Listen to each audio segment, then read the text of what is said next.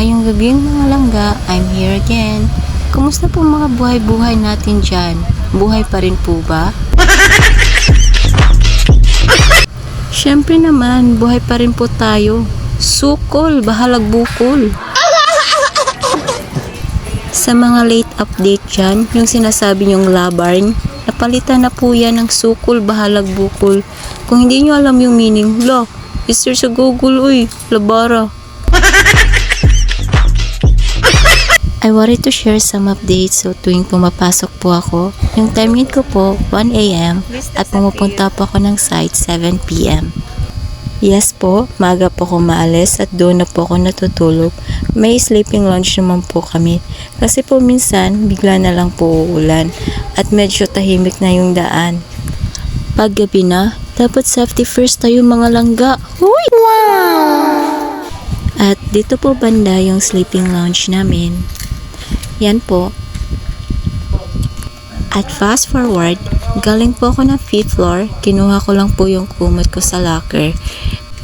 Nagsi-CR po ako bago ako matulog. Kasi minsan, pag antok na antok ako, tinatamad po talaga akong bumangon. May pa ganyan pa talagang effect.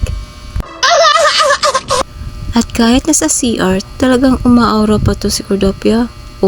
May parang papa effect. Pak! Bakit? Akala nyo? Hindi wag na nating ituloy. Baka tumaas yung mga kilay ng mga bashers natin eh. Oh my God! At nasa sleeping lounge na po ako nito.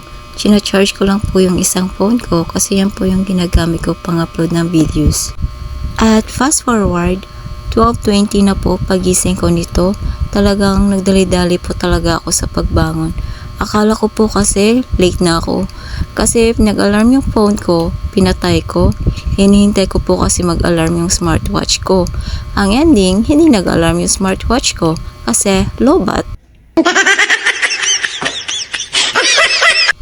Pero pag time in ko, 12:34 pa pala. Ay, save si Cordapia. At pumunta pa po muna ako ng CR bago ako pumasok ng prod. Inayos ko po kasi yung buhok ko, baka kasi magmukha akong lakas tama. Alam niyo po, naranasan ko pong magpakat ng panglalaki. Akala ko po kasi pag tumubo yung buhok ko, smooth and shiny, pero hindi para, lublub pa rin po pala.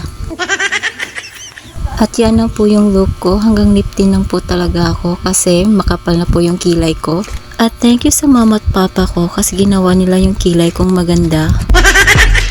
And that's all for today's video. God bless. Bye!